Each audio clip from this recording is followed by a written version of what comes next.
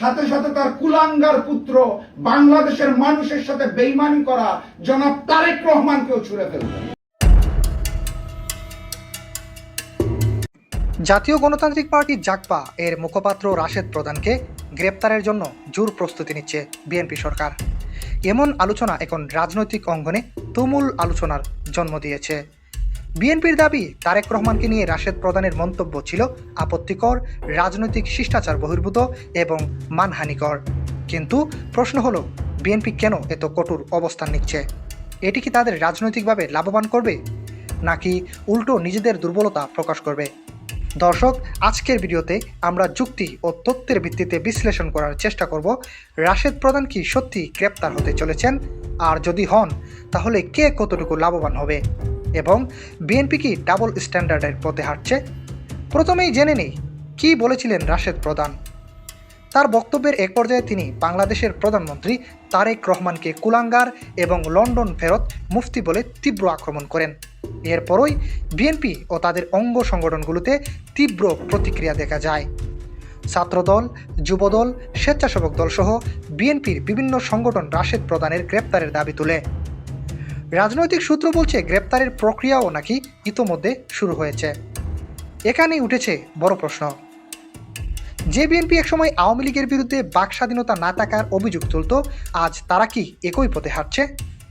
অনেকেই মনে করছেন, যদি রাশেদ প্রধানকে শুধুমাত্র বক্তব্য দেওয়ার জন্য গ্রেপ্তার করা হয়, তাহলে জুলাই বিপ্লব এর মূল চেতনার কোনো মূল্যই থাকবে না। রাশেদ প্রধানের বিরুদ্ধে অবস্থান নিতে মাঠে নেমেছেন আম জনতার দলের নেতা তারেক। তিনি এই বক্তব্যের কড়া প্রতিবাদ জানিয়েছেন। বিশ্লেষকদের মতে এর পেছনে থাকতে পারে গিভ অ্যান্ড টেক রাজনীতি। কারণ অতীতে যখন এই নেতা দলীয় নিবন্ধন না পেয়ে অনশন করেছিলেন, তখন বিএনপির সিনিয়র নেতা রুহুল কবির রিজভী তার পাশে দাঁড়িয়েছিলেন। অন্যদিকে সমালোচকরা বলছেন, মাত্র 2 মাসের মধ্যেই তারেক রহমানের বিরুদ্ধে সাধারণ মানুষের একাংশ ক্ষুব্ধ হয়ে উঠেছে।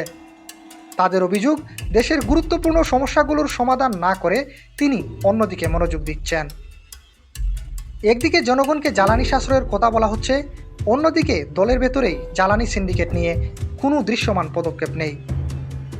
আরও চমকপ্রদ বিষয় হলো, বিএনপির ভেতর থেকেও অসন্তোষ প্রকাশ পাচ্ছে। যেমন সাখাওয়াত হোসেন সায়ন্তের মতো নেতারা বলছেন, আমি বিএনপি করি, কিন্তু বিএনপির পক্ষে কথা বলার মতো কোনো পয়েন্ট খুঁজে পাচ্ছি না। এদিকে 11 দলীয় জোট এবং জামায়াত ইসলামী রাশেদ প্রধানের বক্তব্যের পক্ষে অবস্থান নিয়েছে। তাদের মতে এটি একটি রাজনৈতিক বক্তব্য, এটিকে অতিরঞ্জিত করার কোনো প্রয়োজন নেই। তারা আরও প্রশ্ন তুলেছেন, যদি এই ধরনের বক্তব্যের জন্য গ্রেপ্তার করা হয়, তাহলে ছাত্রদলের কিছু নেতার বিরুদ্ধেও ব্যবস্থা নিতে হবে, যারা ডক্টর শফিকুর রহমানকে নিয়ে কুরুচিপূর্ণ মন্তব্য করেছেন। ডাক্তার শফিকুর রহমানকে সাদা শয়তান, সাদা শকুন, চুম্মা শফিক বলেছেন ছাত্রদলের 2 নেতা রাকিবুল ইসলাম ও আবিদ। এটা কোন ধরনের রাজনৈতিক শিষ্টাচারিতা? সব মিলিয়ে বিশ্লেষকরা বলছেন, রাশেদ প্রধানকে গ্রেপ্তার করা হলে তা বিএনপির জন্য রাজনৈতিকভাবে বিপর্যয় ডেকে আনতে পারে। এটি তাদের ডাবল স্ট্যান্ডার্ড হিসেবে প্রতিষ্ঠিত করবে এবং ভবিষ্যৎ রাজনীতির জন্য একটি উদ্বেগজনক দৃষ্টান্ত হয়ে দাঁড়াবে।